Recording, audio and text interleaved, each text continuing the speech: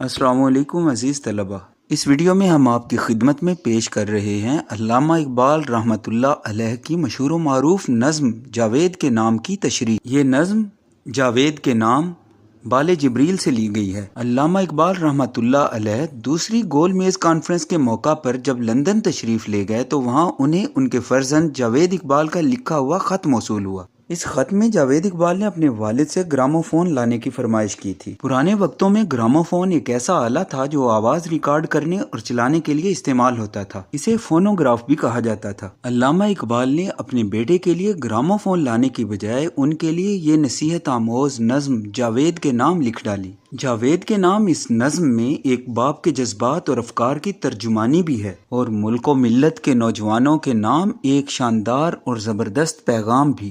یہ تو تھا اس نظم کا تعارف۔ اب چلتے ہیں اس کی تشریح کی طرف۔ سماعت فرمائیے پہلا شعر اور پھر اس کی تشریح۔ دیار عشق میں اپنا مقام پیدا کر، نیا زمانہ نئی صبح و شام پیدا کر۔ اس شعر میں علامہ اقبال اپنے بیٹے جاوید کو خصوصاً اور ملت اسلامیہ کے نوجوانوں کو عموماً نصیحت اور تلقین کرتے ہوئے کہتے ہیں، اگر تو زندگی میں کچھ کرنا چاہتا ہے تو عشق کے میدان میں اپنا نام و مرتبہ پیدا کر۔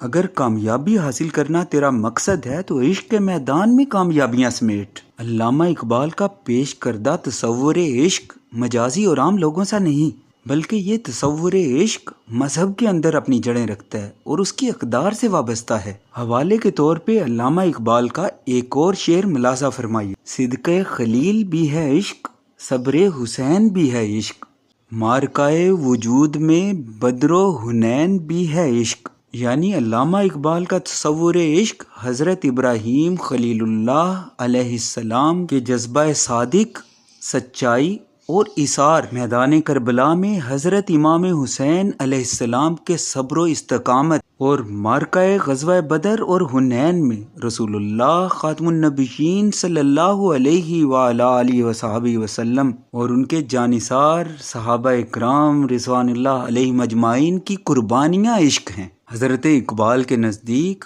اللہ تعالی، رسول کریم اور دین اسلام کی محبت ہی اصل عشق ہے۔ یہی وہ بنیادیں ہیں جن پر عشق کی بلند و بالا عمارت استوار ہوتی ہے۔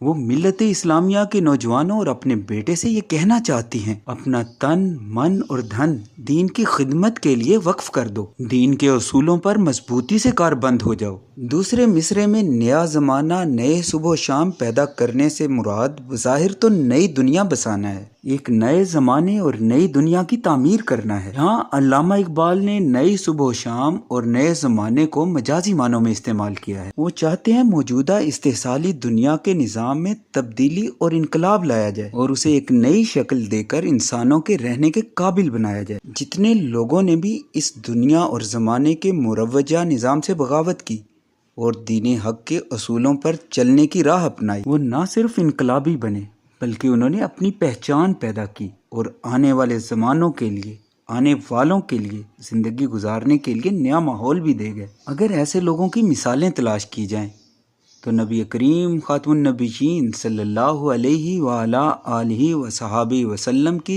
ہستی سب سے نمایاں، سب سے بلند اور سب سے زیادہ انقلابی ہے۔ آپ خاتم النبیین صلی اللہ علیہ وآلہ آلہ وصحبہ وسلم نے نہ صرف اپنے زمانے کی بلکہ اس کے بعد آنے والی معاشرت کی تہذیب اور ثقافت کی شکل و صورت اور شباہت ہی بدل کر رکھ دی۔ علامہ اقبال رحمۃ اللہ علیہ ملت اسلامیہ کے نوجوان اور اپنے بیٹے جاوید اقبال سے ایسی ہی انقلابی سوچ اور ایسے ہی انقلاب لانے کی توقع اور امید رکھتے ہیں۔